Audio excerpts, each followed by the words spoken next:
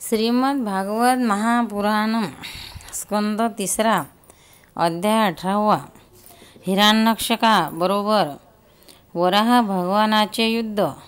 मैत्रेय म्हणाले, हे विदुरा, वरुणाचे हे बोलणे ऐकून तो उन्मत्त दैत्य अत्यंत खुश झाला।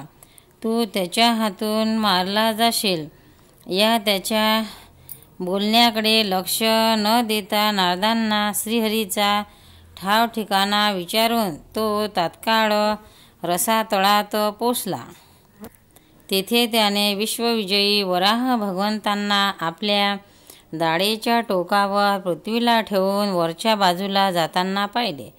ते आपल्या लाल भडक चमकदार डोळ्यांनी त्यांचे तेज हरण करीत होते। त्यांना पाहून तो खदखदा हसू लागला आणि म्हणाला, अरे, हा जंगली पशु येथे पाण्यात कोठून आला? नंतर तो वराहांना म्हणाला, अरे मूर्खा, इकडे ये, या पृथ्वीला सोडून दे। विश्वविधात्या ब्रह्मदेवाने ही आम्हा रसातल वासियांच्या स्वाधीन केली आहे। अरे वराह रूपधारी सुराधमा, माझ्या देखत तू हिला घेऊन सुखरूपपणे जाऊ शकणार नाहीस। तू मायेने लपून छपूनही दैत्यांना जिंकतोस आणि मारून टाकतोस। आमच्या शत्रूने आमचा नाश करण्यासाठीच तुला पाळले आहे काय? योगमाया हेच तुझे बळ आहे। तुझ्यात पुरुषार्थ थोडाच आहे।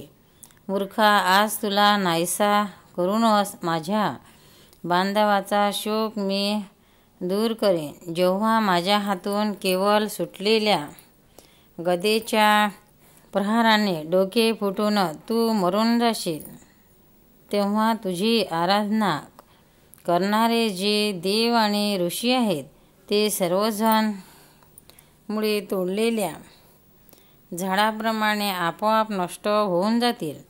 हिरण्यक्ष भगवंतांना कठोर भाषणरूप वाणीने टोचित होता, परंतु त्याने दातांच्या टोकावर स्थिर असलेली पृथ्वी भयभीत झालेली पाहून ते टोचणे सहन केले आणि ज्याप्रमाणे मगरीचा तडाखा खाऊनही हत्ती पाण्याच्या बाहेर येतो, त्याप्रमाणे पृथ्वी घेऊन बाहेर आले।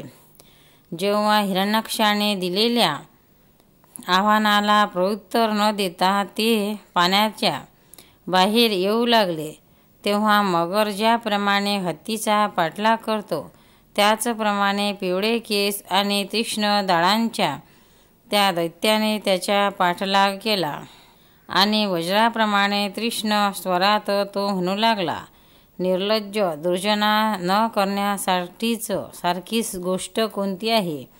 भगवंतांनी पृथ्वीला आणून पाण्याच्या वर व्यवहाराला योग्य ठिकाणी ठेवले आणि तिथ आपली शक्ती स्थापन केली।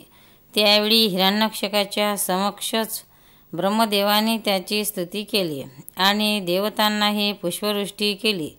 तेव्हा भली मोठी गदा घेऊन आपला पाठलाग करणाऱ्या, सोन्याचे अलंकार आणि अद्भुत कवच धारण केलेल्या, तसेच कठोर शब्दांनी एकसारखे मर्मभेदी धाव घालणाऱ्या हिरण्यकशाला अत्यंत क्रुद्ध श्रीहरी हसत हसत म्हणाले। श्री भगवान म्हणाले, अरे तुझ्यासारख्या कुत्र्यांना शोधित फिरणारे आम्ही खरोखरीच जंगली प्राणी आहोत। अरे दुष्टा, तुझ्यासारख्या मृत्यूपाशात अडकलेल्या जीवांच्या आत्मस्तुतीकडे वीर पुरुष लक्ष देत नाहीत। रसातळात राहण्याची भूमी चोरून आणून आणि लाज सोडून तुझ्या गदेने भयभीत होऊन आम्ही येथे पडून आलो आहोत, हे बरोबर आहे। तुझ्यासारख्या अतींद्रिय वीरासोबत युद्धासाठी उभे राहण्याचे सामर्थ्य आमच्यात कोठून असणार?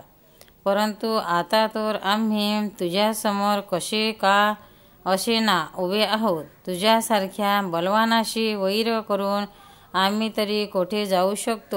तू पायदळ वीरांचा सेनापती आहेस, तेव्हा आता निशंकपणे कोणताही विचार न करता तात्काळ आम्हाला मारून आपल्या बांधवांचे अश्रू पुस। जो आपल्या प्रतिज्ञेचे पालन करीत नाही तो असभ्य होय. मैत्रेय म्हणाले, विदुरा, जेव्हा भगवंतांनी क्रोधाने त्या दैत्याचा अशा प्रकारे खूप उपहास आणि तिरस्कार केला, तेव्हा पकडून खेळ केल्या जाणाऱ्या सापाप्रमाणे तो क्रोधाने जळफळू लागला. तो खवळून उसासे टाकू लागला. त्याची इंद्रिये क्रोधाने शुद्ध झाली आणि त्या दैत्याने मोठ्या आवेशाने झेप घेऊन भगवंताच्या वर गदेने प्रहार केला. ज्याप्रमाणे योगसिद्ध पुरुष मृत्यूच्या आक्रमणापासून आपला बचाव करतो, अगदी त्याप्रमाणे भगवंताने आपल्या छातीवर केलेला त्या शत्रूच्या गदेचा प्रहार थोडेसे बाजूला होऊन चुकवला. नंतर जेव्हा क्रोधाने दात ओठ चावीत आपली गदा घेऊन तो वारंवार फिरू लागला, तेव्हा रागाने लाल होऊन श्रीहरी वेगाने त्याच्यावर धावून गेले. विदुरा, तेव्हा प्रभूंनी शत्रूच्या उजव्या भुवईवर गदेचा प्रहार केला, परंतु गदा युद्धात प्रवीण असणाऱ्या हिरण्याक्षाने मध्येच तो आपल्या गदेवर झेलला. अशा प्रकारे श्रीहरी आणि हिरण्याक्ष एक दुसऱ्याला जिंकण्याच्या इच्छेने अत्यंत क्रूर होऊन एकमेकांवर आपल्या भारी गदांनी प्रहार करू लागले. त्यावेळी त्या दोघांमध्ये जिंकण्याची स्पर्धा लागली. दोघींचीही शरीरे गद्याच्या धावांनी घायाळ झाली होती. त्या धावातून वाहणाऱ्या रक्ताच्या वासाने दोघांचाही क्रोध वाढत होता आणि ते दोघेही वेगवेगळे पवित्र घेत होते. एका गायीसाठी 2 वळू बांधतात, त्याप्रमाणे एका पृथ्वीसाठी त्या दोघांमध्ये एकमेकांना जिंकण्याच्या इच्छेने मोठे भयंकर युद्ध झाले. विदुरा, जेव्हा अशा प्रकारे हिरण्याक्ष आणि मायेने वराहरूप धारण करणारे भगवान यज्ञरूपी पृथ्वीसाठी एकमेकांशी वैर धरून युद्ध करू लागले, तेव्हा ते पाहण्यासाठी ब्रह्मदेव ऋषीसहित तेथे आले.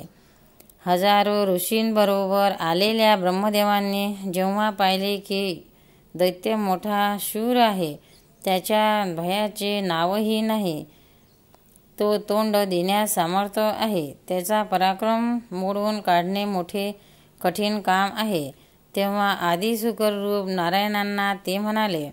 ब्रह्मदेव म्हणाले, देवा, माझ्याकडून वर मिळवून हा दुष्ट दैत्य मोठाच प्रबळ झाला आहे. यावेळी तो आपल्या चरणांना शरण आलेला देव, ब्राह्मण, गायी आणि अन्य निरपराध जीव यांना मोठी हानी पोचवणारा, दुःख देणारा आणि भयपद होऊ लागला आहे. याच्या तोडीचा कोणी योद्धा नाही, म्हणून हा महाशत्रू आपल्याशी बरोबरीने करू शकणाऱ्या वीरांच्या शोधात सर्व लोकांमध्ये फिरत आहे. हा दुष्ट, मायावी, घमिंडखोर आणि निरकुश आहे. एखादे लहान मूल ज्याप्रमाणे क्रूर झालेल्या सापाशी खेळते, तसे आपण याच्याशी खेळू नका. देवा, अच्युता, जोपर्यंत हा भयानक दैत्य आपली वेळ आल्यावर अत्यंत प्रबळ होत नाही, त्या अगोदरच आपण आपल्या योगमायेचा स्वीकार करून या पाण्याला मारून टाका. प्रभू, पहा, लोकांचा संहार करणारी संध्याकाळची भयंकर वेळ येऊ लागली आहे. सर्वात्मन, आपण अगोदर या असुराला मारून देवांना विजय मिळवून घ्या. यावेळी अभिजित नावाचा मंगलमय मुहूर्ताचा योग आला आहे, म्हणून आपण आपले सुहृदय असलेल्या आमचे कल्याण करण्यासाठी ताबडतोब या दुर्जय दैत्याला मारून टाका. प्रभो, याचा मृत्यू आपल्या हातूनच होणार आहे. आमचे मोठे भाग्य आहे की हा स्वतः कालरूप असलेल्या आपल्याजवळ आला आहे.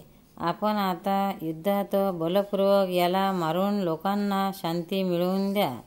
अध्याय 18 समाप्त. गोपाल कृष्ण भगवान की जय. भक्तांनो, व्हिडिओ आवडल्यास व्हिडिओला लाईक करा, शेअर करा, सबस्क्राईब करा. तसेच बाजूला असलेल्या बेलवर क्लिक करा, म्हणजे याच्या पुढील सर्व व्हिडिओ तुम्हाला सर्वात आधी मिळत जातील. जय श्री कृष्ण.